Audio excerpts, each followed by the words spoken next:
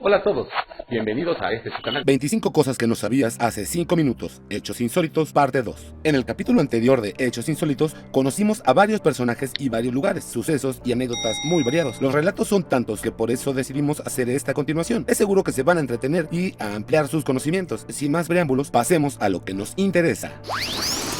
Cuando el actor Glenn Ford se sometió a hipnosis, fue capaz de recordar que había tenido al menos 2 vidas anteriores. Una como el vaquero llamado Charlie Bill, al servicio de un ganadero de nombre Charlie Goodnight en Colorado, y la segunda como Charles Stewart, un profesor escocés de piano. Lo más sorprendente de todo es que mientras estaba hipnotizado, el actor llegó a tocar el piano con mucha habilidad, a pesar de nunca haber tomado clases de música. Cuenta la leyenda que solo 2 personas conocen la fórmula completa y exacta para producir la Coca-Cola. Se dice que la empresa mantiene sus nombres en secreto y que para evitar infortunios se les prohíbe viajar en avión al mismo tiempo. El mito también dice que cuando uno muere, el otro debe elegir un sucesor y pasarle la fórmula bajo juramento de no revelarla a nadie. El periódico londinense Daily News, en un reportaje del 17 de diciembre de 1904, publicó un posible caso de combustión espontánea. Esto sucedió en un pueblo llamado Falkirk. Ahí, el cuerpo de la señora Cochrane fue encontrado completamente carbonizado sobre un sillón con cojines. Lo increíble de todo es que estos estaban intactos y apenas había indicios de fuego. La policía no llegó a esclarecer el caso nunca. El término platillo volador fue acuñado en 1947 por un piloto civil llamado Kenneth Arnold, que según sus declaraciones tuvo un encuentro cercano con un ovni. Al describirlo más tarde dijo, era como un plato volando sobre el agua, y la prensa de inmediato, haciendo gala de creatividad, le puso el famoso nombre.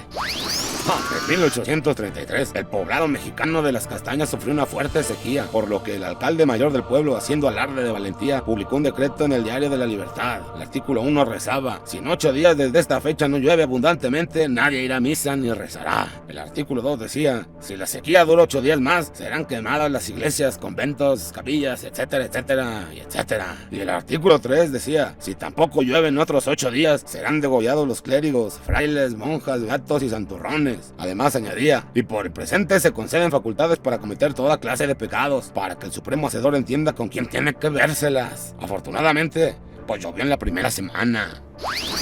El escritor irlandés Jonathan Swift, autor de Los viajes de Gulliver, describía en su famosa obra 2 estrellas menores o satélites que giran alrededor de Marte, incluso con sus proporciones y sus órbitas. El libro fue publicado en 1726 y un siglo y medio después, en 1877, el astrónomo Asaph Hall descubrió oficialmente las 2 lunas de Marte, Phobos y Deimos. La última voluntad del filósofo inglés Jeremy Bentham fue que no lo enterraran, sino que plantaran su cadáver disecado como un árbol en el camino de entrada a una mansión rural. Este deseo no se cumplió. En vez de eso, su esqueleto se conserva en el University College de Londres, sentado y vestido con sus ropas. En la Roma de Julio César, el primer servicio contra incendios le pertenecía al hombre más rico de la ciudad, Marco Licinio Craso, que era un inteligente negociante, tanto que para que sus bomberos tuviesen asegurado el trabajo, creó también una brigada que provocaba incendios. Leonardo da Vinci, uno de los más grandes genios de la humanidad, fue un excelente y prolífico artista, arquitecto, escultor, inventor y tenía varios talentos más. Para poder realizar todos estos prodigios, según el investigador Claudio Stampi, el secreto de da Vinci proviene de su inusual manera de descansar, ya que dormía solo 15 minutos cada 4 horas, es decir, dormía un total de 1.5 horas al día.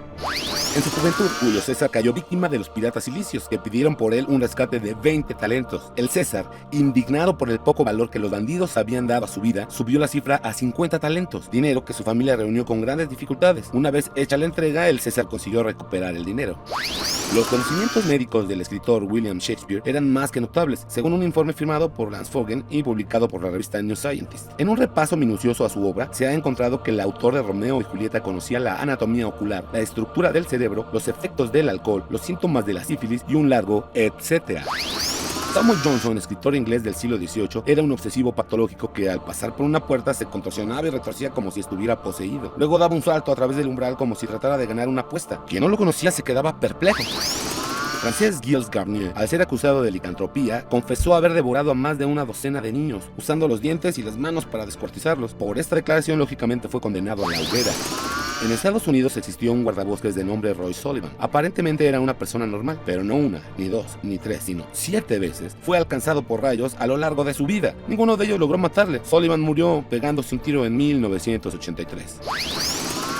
A principios del siglo XX, unos científicos rusos descubrieron y desenterraron en Siberia el cadáver congelado de un mamut. Pese a que esta especie se extinguió hace 10.000 años, su carne estaba en tan buen estado que tras ser descongelado, alguien dijo, ¡se va a hacer! Y sí, que se arma. Fue cocinado y comido por los investigadores en un banquete de celebración. El diámetro de un rayo que serpentea en el cielo es solo de 1.28 centímetros, rodeado por una corona luminosa de hasta 6 centímetros.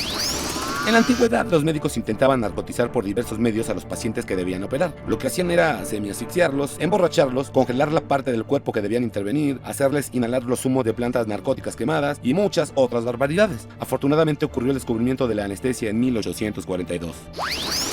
Hasta finales del siglo XIX, para saber si una persona era diabética, los médicos probaban la orina del paciente o la vertían en las proximidades de un hormiguero con objeto de ver si el dulce atraía a los golosos insectos.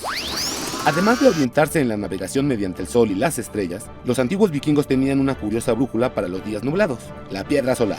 Esta no era sino un cristal de cordierita, material que tiene la propiedad de cambiar del color amarillo al azul oscuro cuando se orienta en sentido perpendicular al plano de la luz solar polarizada por la atmósfera. Orientando adecuadamente la piedra, los navegantes vikingos lograban deducir la posición del sol.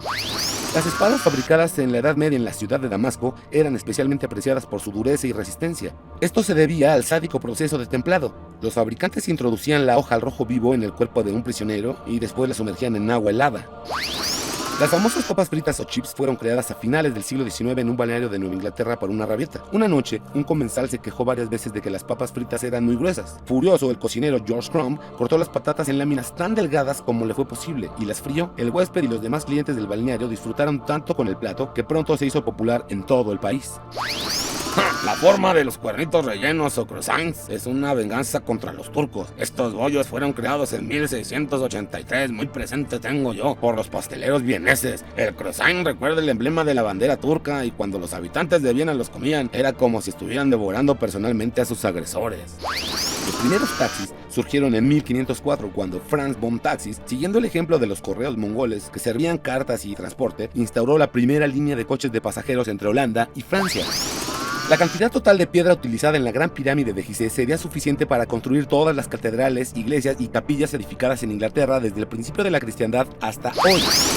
Durante la ley seca norteamericana, cuando estaba prohibido el consumo de alcohol, se pusieron a la venta unos paquetes de zumo de frutos con las siguientes instrucciones. Atención, el contenido de este paquete no debe ponerse en una vasija de barro mezclado con levadura y 8 litros de agua, porque entonces se obtendría una bebida alcohólica cuya fabricación está prohibida. Lógicamente, el producto se hizo muy popular. ¡Achis, los mariachis! ¿Cómo no me enteré de esos juguitos nunca cuando viví en los States? Y yo comprando alcohol de Fayuca. Pues ya mejor con esta me despido. Adiós, pillos. Yo también ya me voy. Adiós. Hasta aquí este capítulo de cosas que no sabías. Ojalá te haya gustado y recuerda que este es el segundo de 2 capítulos. Y no olvides dejar tus comentarios. Y recuerden suscribirse y activar la campanita para recibir el aviso de todos nuestros videos. O si no, les pongo tache, peludos.